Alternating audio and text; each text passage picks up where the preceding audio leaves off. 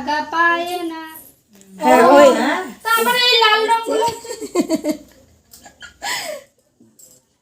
A few moments later. তো আজকে মানে অ্যাকচুয়ালি কি বলবো তোমাদেরকে, আমি খুঁজে পাচ্ছি না কি বলবো। তো যাই হোক, আজকে দিনটা বলে যে অনেক সময় করবা চৌথ করে, তো আমরা তো বাঙালি, আমাদের তো এসব নেই। তো যাই হোক, আপাতত করবা চৌথটা কীভাবে মানে করে সেটা আজ পর্যন্ত আমরা সিরিয়ালে বা সিনেমাতেই দেখেছি, সামনে থেকে কোনোদিন দেখিনি। আমি এখানে কথা বলছি, আমার মা আমাকে উঁকি মেরে দেখছে। তো যাই হোক, তো আমরা কোনোদিন জানি না যে করবা চৌথ কীভাবে হয়, কীভাবে করতে হয়। তো আমাদের বাড়িতে একজন মানে পেন গেস্ট আছে, ঠিক আছে। তো ওরা হচ্ছে নন বেঙ্গলি, তো ওরা আজকে করবা চৌথ পালন করছে। তো আমি ভাবলাম তোমাদের সঙ্গে ব্লগটা একটু শেয়ার করি যে ও কীভাবে করছে না করছে। তো চলো তোমাদেরকে একটু দেখাবো। আমি বেশি কিছু বলবো না, কারণ আমি নিজেও জানি না কি হয় এটাতে, বাট একটু একটু জানি যে ওই ছাননির মধ্যে চাঁদ দেখে দেন জল খায়, এসব মানে জল খায় এসব করে, পুজো করে, এসব জানি না। তো পুরোপুরি কী হয়, প্রপার জিনিসটা কী সেটা আমি জানি না, তো সেটা আমি তোমাদেরকে দেখাবো। আর বেশি কিছু বলছি না, তো চলো দেখো আর ব্লগটা দেখতে থাকো আর এনজয় করো। আর ফার্স্ট থেকে লাস্ট অবধি অবশ্যই দেখো, তবেই তোমাদের ভালো লাগবে জিনিসটা। তো চলো, এখন আমি ওদের বাড়ি যাচ্ছি, মানে আমাদের বাড়িতে যে ভাড়া আছে অ্যাজ এ পেইং গেস্ট, তার কাছে যাচ্ছি। চলো। তো আরেকটা কথা বলে দিই, ওর নাম হচ্ছে পুনম। নামটাও শুনে বুঝতে পারছো যে ও হচ্ছে একদম নন বেঙ্গলি। তো ওর নাম হচ্ছে পুনম। তো এবার আমরা পুনম, পুনম হাই করো। তো ও আমাদের বাড়িতে paying guest, but paying guest বলবো না, আমাদের বান্ধবীর মতন হয়ে গেছে, আমার থেকে ছোটো। তো এই দেখো রেডি করছে, এই থালাটা ও নিজে ডেকোরেট করেছে। এটা কি বলে, ছাননি না? এটাকে ওরা ছাননি বলে, বাট আমরা আটা চালিয়ে এটা দিয়ে, যাই হোক। আর এটা হচ্ছে মানে তৈরি করেছে, আমি জানি না, ওই বলবে। তো একটু বলো না এটাকে কি করে করে না করে, মানে একটু আধটু, তারপর তো আমি দেখাবো। না আসছে, ঠিক আছে, ও এখন বলবে না, ও রেডি হচ্ছে। তো এখানে দেখো মহাদেব, পার্বতী আর গণেশের ছবি আছে। আর এটা কি বলে, কি বলে এটাকে, এইটাকে করবা মাতা। আচ্ছা, তো এইটা হচ্ছে ওই ভগবান যার পূজা আজকে হবে। তো পুরোপুরি দেখাবো একটু একটু। তো রেডি করছে, রেডি করে নিক তারপরে। সে দেখো আমাদের পুনম পুজো করতে মানে বসে পড়েছে মোটামুটি, এখনও বসেনি পুরোপুরিভাবে, ও এখন রেডি করছে সব কিছু। পুনম এদিকে দেখি কেমন সেজেছে, অন্ধকার অন্ধকার আসছে, একটু দাঁড়াতে হবে। গাইস, লাইটের প্রচণ্ড অভাব হচ্ছিলো বলে আমি রিং লাইটটা নিয়ে এসেছি। তো পুনম এখানে পুজো করছে, কারণ লাইটেরও অভাব হচ্ছিলো এই রুমটাতে।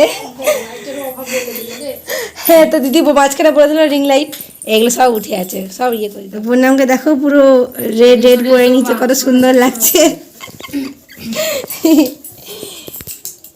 আর এখানে আমার মা, আমার পিসিমণি সবাই চলে এসছে পুজো দেখতে, কারণ আমাদের কাছে এটা একটা নতুন ধরনের। আমার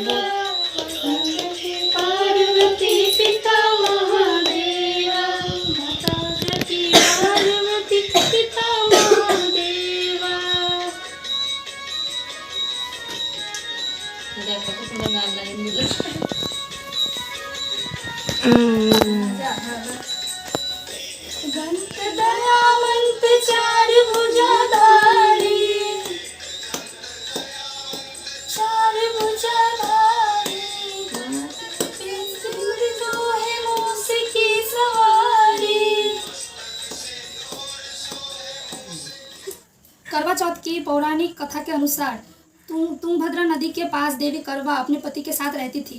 एक दिन उनके पति नदी में स्नान करने गए थे, तो वहाँ उन्हें एक मगरमच्छ ने उनका पैर पकड़ लिया और नदी में खींचने लगा।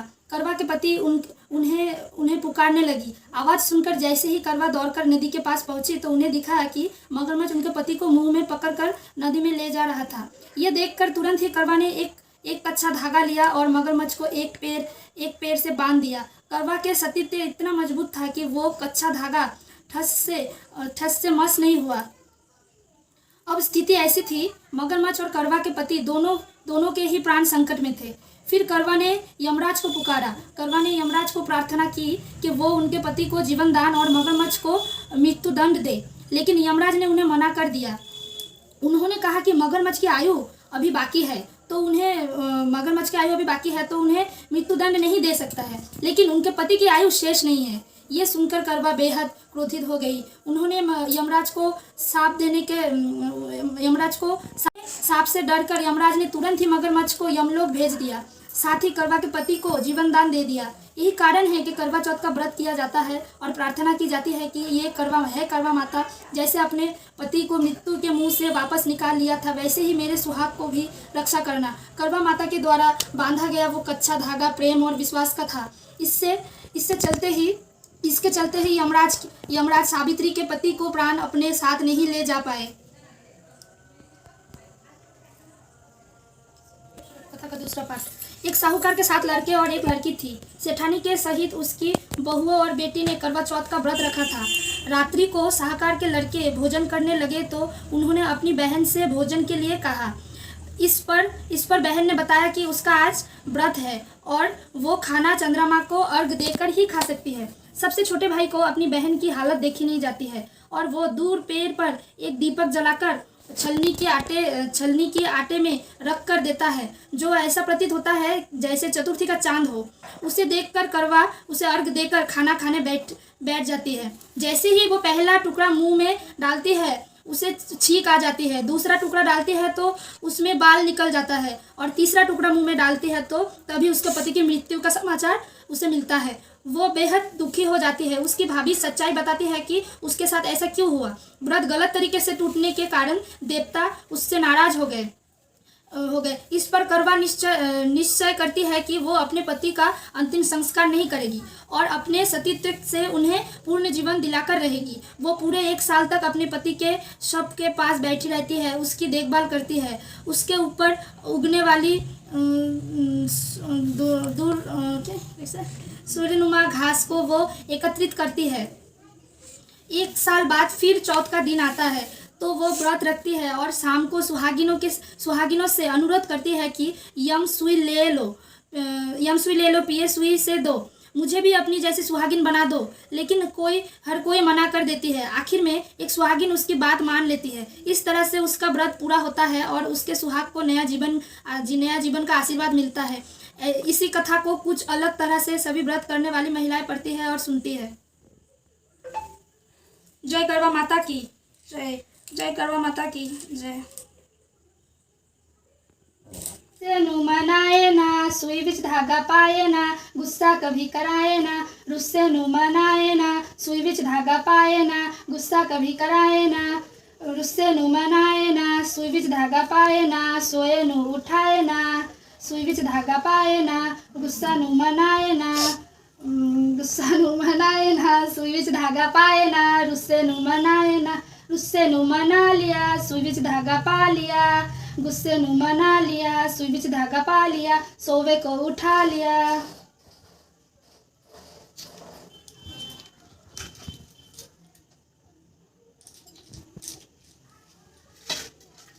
মনে করো উঠতেছে না তো আমি উঠাই দিই না, যেরকম যে উঠো উঠাইতে হয় না। কেউ যদি তোমার কাছে রাগ করে তাকে মানাইতে হয় না। তারপরে শুয়ের মধ্যে সুতা দিতে হয় না, তো এটা আজকে 7 দিন দিতে হয় না। তো এটা এখন এটা বলতে লাগে এর জন্য গুস্সে নো মানে করতে না, তারপরে 5 বার এটা বলার পরে বলতে হয় গুস্সে নো মানালো, সুই বিচ ধাগা পালো। এটা যদি না বলি তাহলে আবার 1 বছর আমার এগুলো কিচ্ছুই করতে পারবো না। এর জন্য 5 বার প্রথমে বলতে হবে মানায় না, তারপরে ওটা করতে হবে মানা লিয়া, সুই বিচ ধাগা পা লিয়া বলে। ভগবানের কাছে এটা ইয়ে করলো, প্রতিশ্রুতি। হ্যাঁ, আমাদের যে আমি সকাল থেকে পারছিলাম না, এখন থেকে পারবো সেটা। জানি না কিছু হরি বল ক্ষমা করে দিও। হ্যাঁ, আমি একা করছি, যতটুকু জানছি যতটুকু পারছি।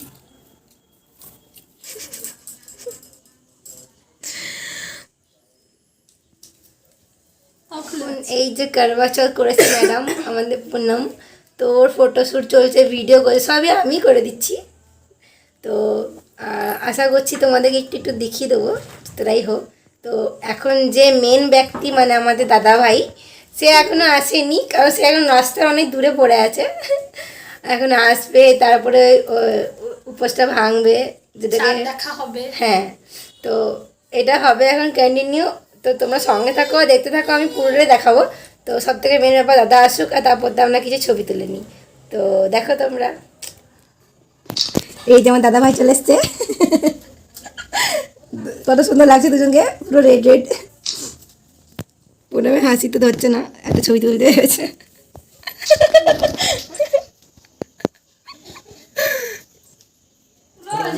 যেটা বলছিলাম ওটা মারে।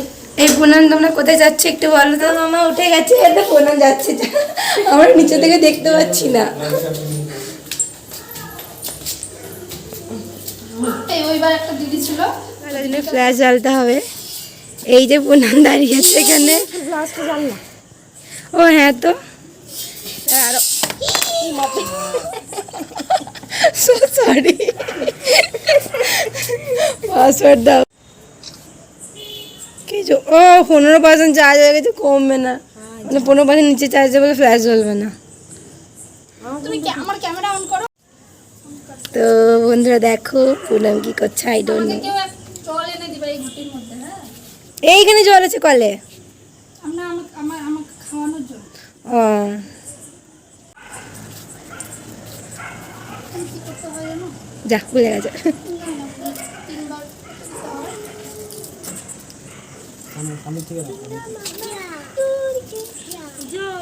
কালো কালো আসছে। লাইটটা থাকলে সব থেকে ভালো। আমি এটা ভিডিও করছি, আবার এটা ছবি তুলে দেবো পরে।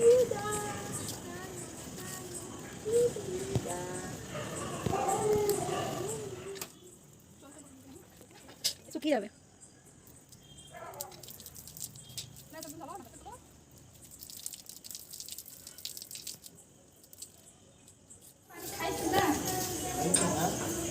গাইজ এখন অনেকটা রাত হয়ে গেছে, তো পুনামরা কারবাচারটা কমপ্লিট করে নিয়েছে।